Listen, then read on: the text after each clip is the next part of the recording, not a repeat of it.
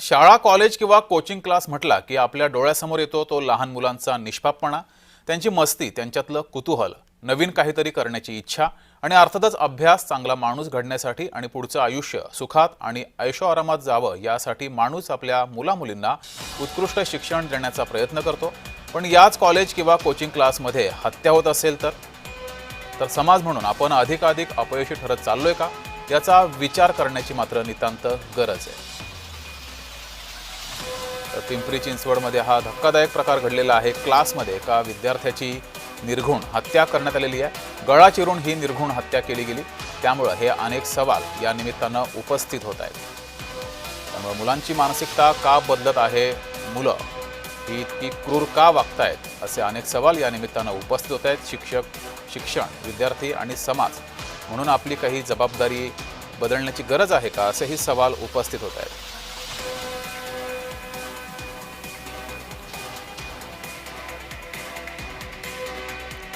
अधिक माहिती घेऊया, आपले प्रतिनिधी अमोल दरेकर आपल्या सोबत जोडलेत। अमोल, नेमका हा प्रकार काय घडलेला आहे, घटना काय? नक्कीच जगदीश, आपण पाहतोय की पुणे हे विद्येचं माहेरघर आहे आणि प्रत्येक पालक हा आपल्या विद्यार्थ्याला त्याच्या गुणांमध्ये खऱ्या अर्थानं यश मिळवण्यासाठी किंवा शिक्षणासाठी खासगी संस्थांमध्ये या ठिकाणी शिकवणीचे क्लासेस लावत असतो।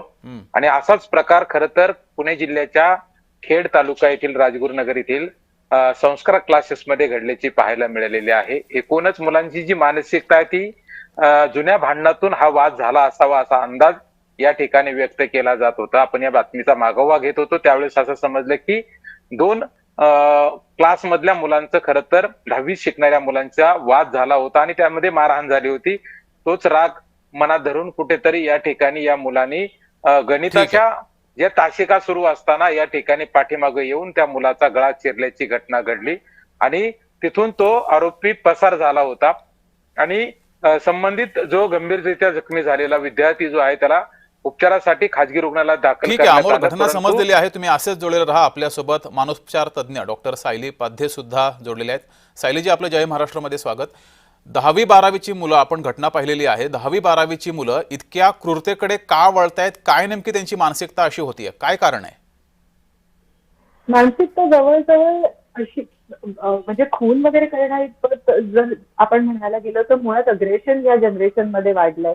त्याचं सगळ्यात मोठं कारण म्हणजे सोशल मीडिया, डेफिनेटली तर एक्सपोजर आणि कुठल्या पद्धतीचे मुलांना गोष्टी सोशल मीडियावरती दिसल्या जातात ते एक सगळ्यात मोठं कारण आहे की तिकडनं अग्रेशन वाढत जातं।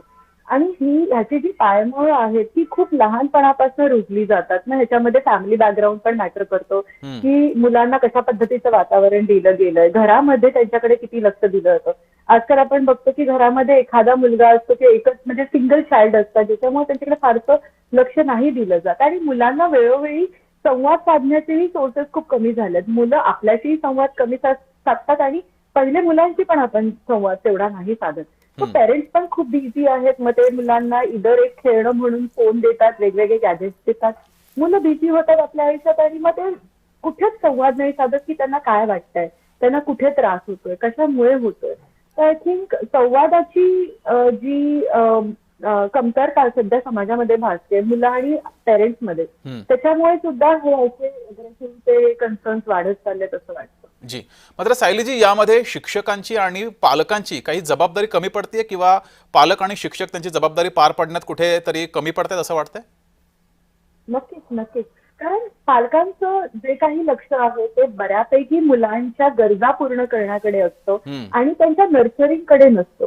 दोन्ही गोष्टींमध्ये फार फरक आहे की मी माझ्या मुलाला सगळ्या गोष्टी आणून देतोय, त्याच्यामुळे माझ्याकडे फायनान्शियल स्टेबिलिटी हवी आणि मग त्याच्यासाठी मी जास्तीत जास्त काम केलं पाहिजे।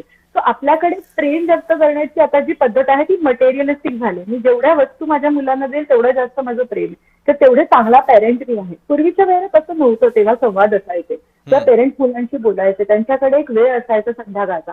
आता कोणाकडेच नाही, संध्याकाळी सगळे घरी आल्यानंतर आपल्या आपल्या फोनमध्ये बिझी असतात। वाईट वर्षाने स्कूलमध्ये सुद्धा खूप मॉनिटायझेशनकडे एवढं लक्ष गेलंय की आता मुलांना तुम्ही ओरडू नाही शकत किंवा तुम्ही त्यांना काही बोलू नाही शकत। त्यामुळे तिथं खूप डिटॅच असतात, ते इमोशनली मुलांकडे तेवढे कॉन्सन्ट्रेट नाही करत, कारण त्यांनाही त्यांच्यावरची जबाबदाऱ्या कुठेतरी दुसऱ्याला ते टाकायचं, मग ते काउन्सिलिंगला पाठवतात किंवा स्कूल काउन्सिलर्सकडे पाठवतात. पण हे जे इश्यूज आहे एवढे अंधर्नित असतात, एवढे अंडरलाईन कन्सर्न्स आहेत की ते वरती नाही निघून येत. एस्पेशली अशा केसमध्ये जिथे अग्रेशन आहे आणि लॉंग टर्म बुलिंग आहे.